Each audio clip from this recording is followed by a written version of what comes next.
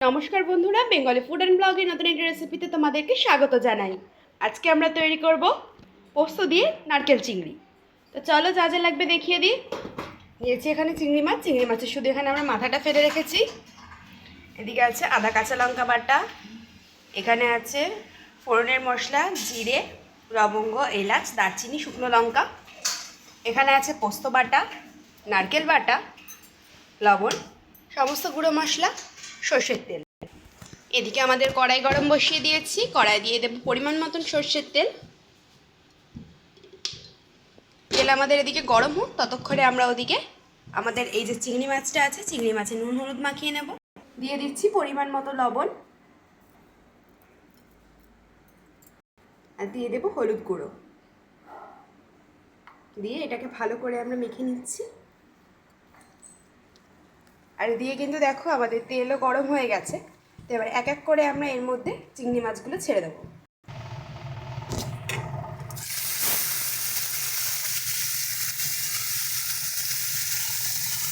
চিংড়ি মাছটা দিয়ে এটাকে সুন্দর করে ভেজে নেব।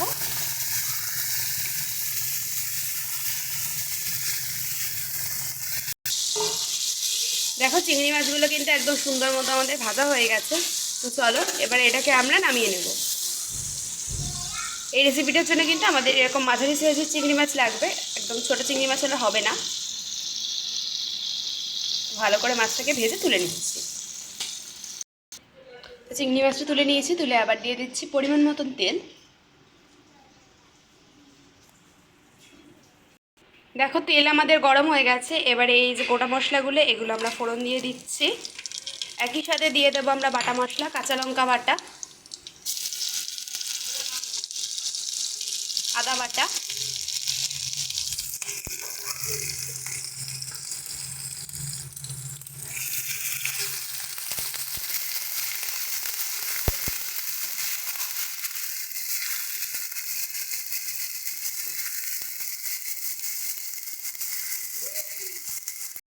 বাটা মশলা সুন্দর করে ভেজে নিয়েছি। দিয়ে দিচ্ছি এবারে হলুদ গুঁড়ো, স্বাদ মতো লবণ,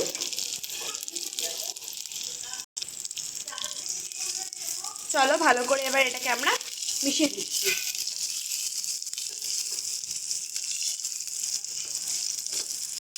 তো দেখো আমরা কিন্তু ভালো করে মশলা কষিয়ে নিচ্ছি। এবারে দিয়ে দেবো প্রথমে নারকেল বাটাটা,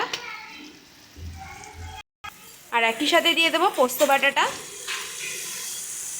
দুটো ভালো করে দিয়ে এবার এটাকে আমরা মিশিয়ে নেব।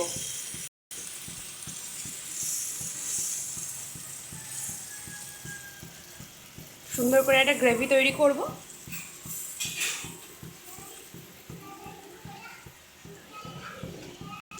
দেখো গ্রেভি কিন্তু আমাদের সুন্দর মতন ফুটছে। এইবারে দিয়ে দেবো পরিমাণ মতন জল। তোমরা চাইলে তোমাদের যতটা চিংড়ি মাছ আছে সেই বুঝে পরিমাণ মতন জল দেবে। পরিমাণ মতন জল দিয়ে এবার ভালো করে গ্রেভিটাকে আমরা ফুটিয়ে নেব। দেখো গ্রেভি কিন্তু আমাদের সুন্দর মতন ফুটে গেছে। এবার দিয়ে দিচ্ছি আগে থেকে ভেজে রাখা চিংড়ি মাছগুলো। চিংড়ি মাছটা দিয়ে এটাকে বেশিক্ষণ ফোটাতে লাগবে না, একটুখানি ফুটিয়ে নেব যাতে চিংড়ি মাছের ভেতরে ভালো মতন করে গ্রেভিটা ঢুকে যায়। চিংড়ি মাছগুলো দিয়ে দিয়েছি। এবারে দিয়ে দেবো আমরা আগে থেকে ছিটে রাখা কাঁচা লঙ্কা,